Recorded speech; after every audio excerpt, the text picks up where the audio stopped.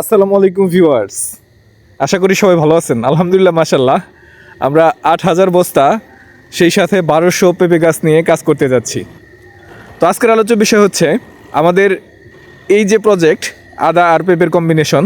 তো এই প্রজেক্টে আমরা কীভাবে মাটি প্রস্তুত করব, এটাই আপনাদের সাথে শেয়ার করার জন্য চলে আসলাম।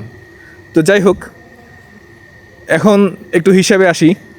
আমরা 66% জন্যে আমাদের এই প্রজেক্টের মাটিটা রেডি করতেছি। তো দেখতেই পাচ্ছেন আমরা অটো রাইস মিলের ছাই আনছি প্রায় 30 গাড়ির মতো।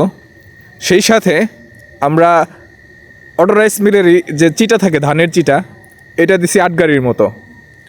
আর সেই সাথে আমরা একদম শুকনো ঝুরঝুরে যে গোবরটা আছে, যে গোবরটাতে গন্ধ নাই, দুর্গন্ধ নাই, হ্যাঁ, ওই গোবরটা নিয়ে আনছি 10 গাড়ি। তো 10 গাড়ি গোবর, সেই সাথে 30 গাড়ি ছাই, আর 8 থেকে মেবি 7-8 গাড়ি হবে। তো 7-8 গাড়ির মতো চিটা, ধানের চিটা আমরা খুব সুন্দরভাবে ছিটাইছি আমাদের পুরা জমিতে। তো এই জমিতে ছিটানোর পরে একটা প্রায় 2-3 ইঞ্চির একটা লেয়ার তৈরি হয়েছে। তো দেখতেই পাচ্ছেন আমরা কত মোটা করে ছড়াইছি, হ্যাঁ, অনেক বড় বড় ঘাস ছিল, এগুলো ঢাকে ফেলছে একদম।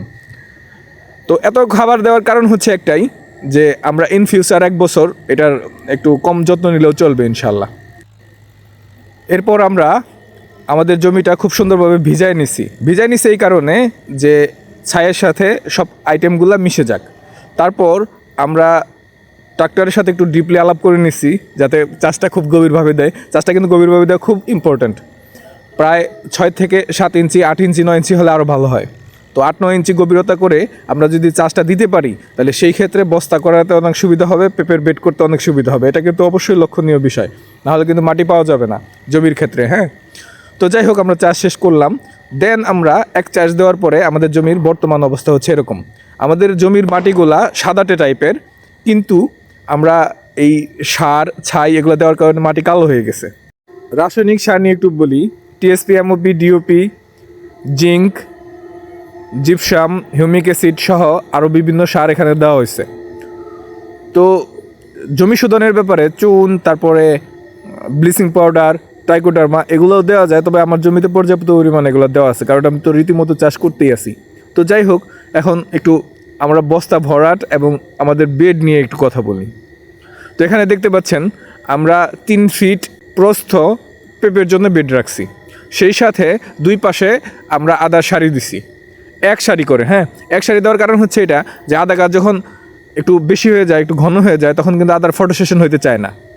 তো এটার কারণে দেখা যায় যে আদা গাছ ফলন ব্যাহত হয়, গাছের লম্বা হয়ে যায়, সেই সাথে চারপাশে গাছ ছড়ায় পড়ে অথবা ভাঙে পড়ে গাছের ফলন ব্যাহত হয়। তো আমরা এটা এনশিওর করার জন্যে একটা করে সারি দিছি, আর মধ্যে দিছি হচ্ছে একটা করে পেঁপের বেড। এই পেঁপে গাছে আদা গাছকে ছায়া দিবে।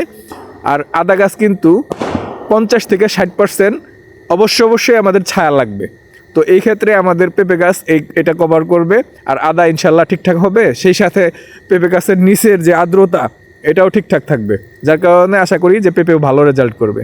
যাই হোক, আমাদের প্রজেক্টে আসার আমন্ত্রণ রইল, আমাদের প্রজেক্টের জন্য দোয়া করবেন। তো আমাদের প্রজেক্ট ভিজিট করতে আসবেন। ভালো থাকবেন। আসসালামু আলাইকুম, আল্লাহ হাফেজ।